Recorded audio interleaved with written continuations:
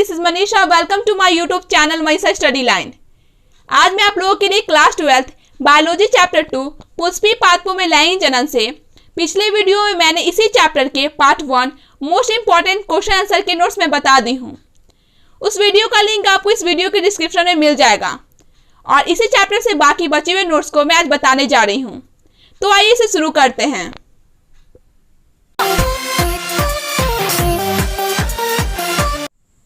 हमारा first question है autogamy पर संक्षिप्त नोट लिखें। तो इसका आंसर होगा यह एक प्रकार का स्वपरागन है जिसमें एक पूर्ण अथवा इनसेक्सुअल पुष्प का अपने ही परागकण द्वारा परागन होता है। यह तभी संभव है जब परागकोश एवं वर्तिकाग्र एक दूसरे के समीप हो तथा परागकण का निकलना एवं वर्तिकाग्र करना एक साथ हो सके। यह 3 विधि से होता है: होमोगेमी, कली परागन, सिलिस्टोगैमी। सेकेंड नंबर क्वेश्चन है ऑर्निथोफिली पर टिप्पणी लिखें। तो इसका आंसर होगा ऑर्निथोफिली पर परागन पक्षियों द्वारा होता है। इसके लिए खास प्रकार की पक्षी होती है। यह आकार में छोटा परंतु लंबी चोंच वाला पक्षी है। इसके प्रमुख उदाहरण हैं सनबर्ड्स, जो कभी कभी पुष्प पर ही आराम करते दिख जाते हैं। कुछ अन्य ऐसे पक्षी के उदाहरण हैं कौवा, तोता एवं मैना। थर्ड नंबर क्वेश्चन है वायु परागित एनिमोफिली पुष्पों के अनुकूलन बताइए। तो इसका आंसर होगा सामान्यतः एक लिंगी यथा नारियल, खजूर, मक्का, घास इत्यादि की विभिन्न जातियों में परागन वायु होता है। इनमें परागकण बड़ी संख्या में सूक्ष्म, सपाट व सूक्ष्म होते हैं। अतः वायु की दिशा में परागकण बहुत दूरी तक गति करते हैं। चील के पंख युक्त परागकण जनक पादपों से कई सौ किलोमीटर दूर तक पाए जाते हैं। फोर्थ नंबर क्वेश्चन है इंटेमोफिली को समुचित उदाहरण द्वारा दर्शाएं। इसका आंसर होगा कीट पतंगों के द्वारा परागन होती है उसे एंटेमोफिली कहते हैं।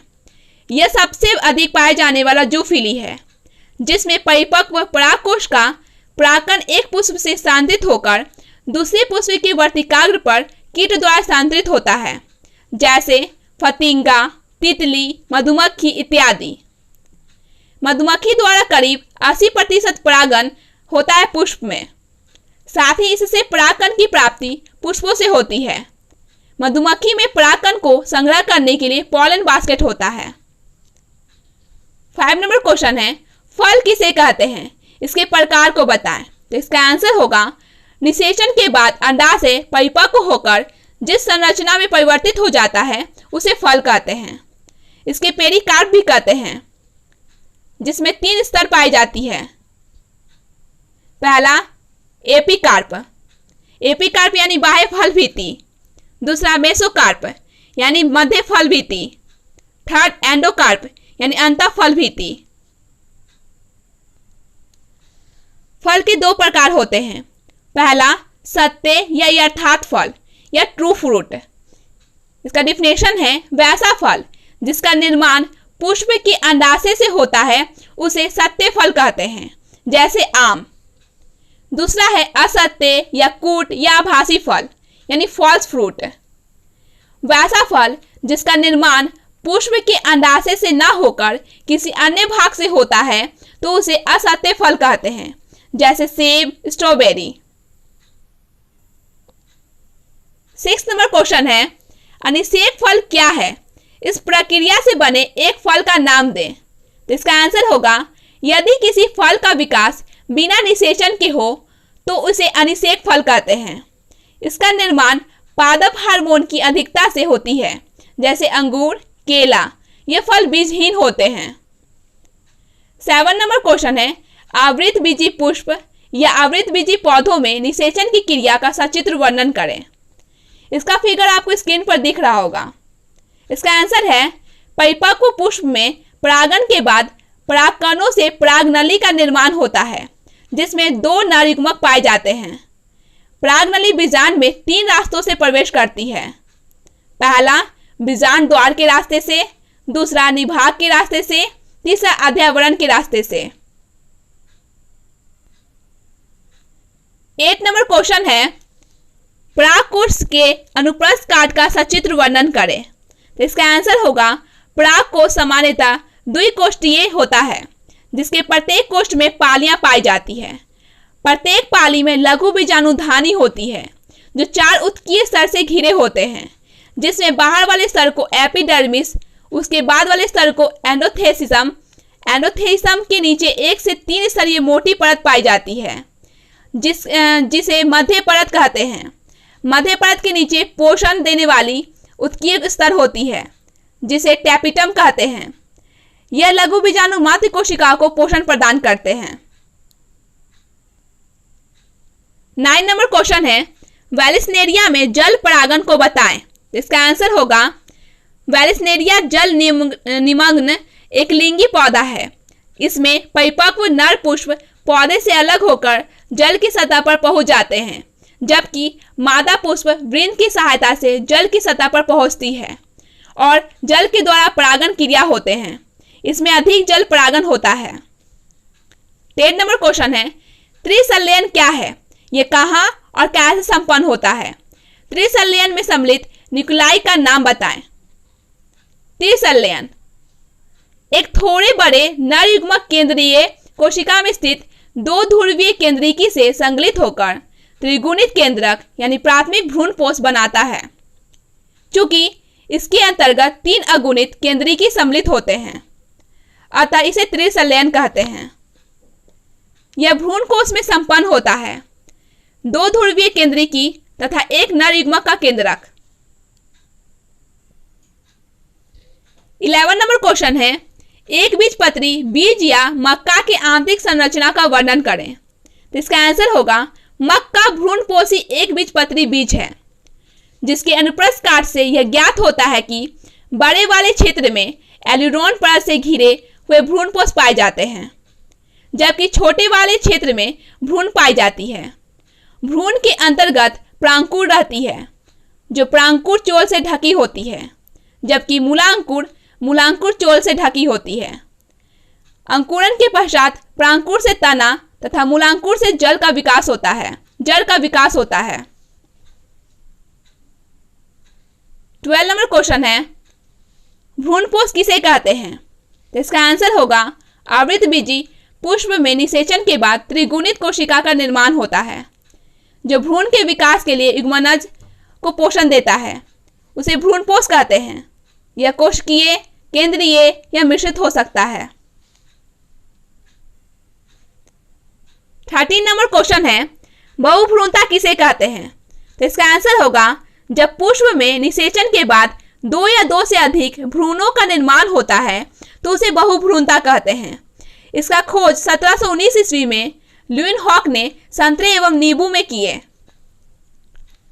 14 नंबर क्वेश्चन है, भ्रूणोद्भव का संक्षिप्त वर्णन करें। इसका आंसर होगा पुष्प में निषेचन के बाद युग्मनज से भ्रूण का बनना भ्रूणोद्भव कहलाता है। यह क्रिया एक बीजपत्री एवं द्विबीजपत्री दोनों में होती है। युग्मनज विभाजित होकर प्रारंभ में प्राप्त भ्रूण का निर्माण करता है, जिससे 6 से 10 निलंबक कोशिकाएं जुड़ी होती है। पराग भ्रूण गोलाकार भ्रूण में परिवर्तित हो जाता है, जो एक बीजपत्री में शील्ड शेप तथा द्विबीजपत्री में हार्ट शेप हो जाता है। 15 नंबर क्वेश्चन है, बीज किसे कहते हैं, इसका उत्पादन क्यों होता है। इसका आंसर होगा आवृत बीजियों में लैंगिक जनन का अंतिम परिणाम बीज होता है। बीज को प्राय एक निषेचित बीजांड के रूप में वर्णित किया जाता है। बीज का निर्माण बीजांड से होता है। बीज फलों के अंदर पैदा होते हैं।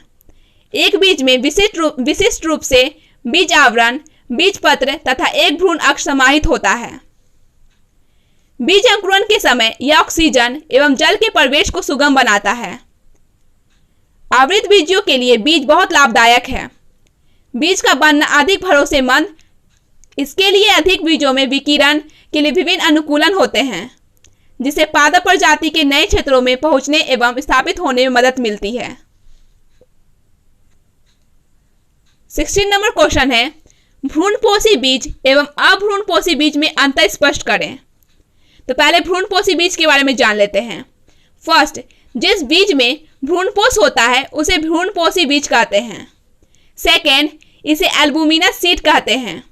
थर्ड, ये सामान्यतः एक बीज पत्री होते हैं। अभ्रूणपोषी बीज।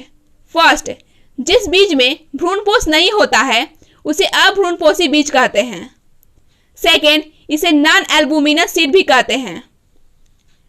थर्ड, ये सामान्यतः द्विबीजपत्री होते हैं। 17 नंबर क्वेश्चन है, एक सेब को आभासी फल क्यों कहते हैं? पुष्प का कौन सा भाग फल की रचना करता है? तो इसका आंसर होगा सेब एक आभासी फल है। यह अंडाशय से विकसित नहीं होता है। पुष्पासन अंडाशय के चारों ओर बढ़ जाता है तथा गुद्देदार हो जाता है। पुष्प का पुष्पासन फल की रचना करता है। 18 नंबर क्वेश्चन है, संलयन किसे कहते हैं? तो इसका आंसर होगा पहला नर युग्मक का मिलन अंड कोशिका से होता है जिसे संलयन कहते हैं। इससे युग्मनज का निर्माण होता है। 19 नंबर क्वेश्चन है, असंजनन क्या है और इसका क्या महत्व है? असंजनन वह प्रक्रिया या घटना जिसमें सामान्य लैंगिक जनन का स्थान पूर्ण रूप से अलैंगिक जनन ले लेता है, असंजनन कहलाता है। इसके द्वारा बिना निषेचन के ही बीज उत्पन्न किया जाता है। संकर किस्मों के बीज यदि असंजनन विधि द्वारा तैयार किए जाएं, तब किसानों को प्रति वर्ष संकर बीज खरीदने की आवश्यकता नहीं रह जाएगी और किसान फसल दर फसल बीजों का उपयोग कर सकेंगे। 20 नंबर क्वेश्चन है, दोहरे निषेचन का महत्व बताएं। फर्स्ट, द्विनिषेचन का आवृत बीजी पौधों में विशेष महत्व है।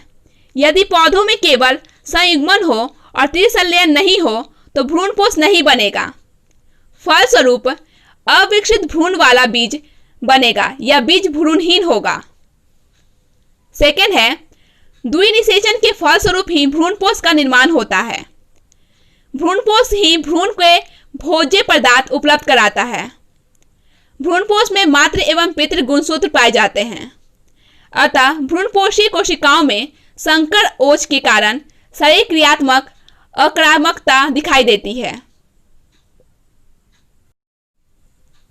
ये सही बायोलॉजी चैप्टर 2 के इंपॉर्टेंट क्वेश्चन आंसर के नोट्स हैं। मैं इस चैप्टर के जितने भी क्वेश्चन आंसर के नोट्स बताई हूँ वे सभी इंटर बोर्ड एग्जाम के लिए इंपॉर्टेंट है। Thanks for watching.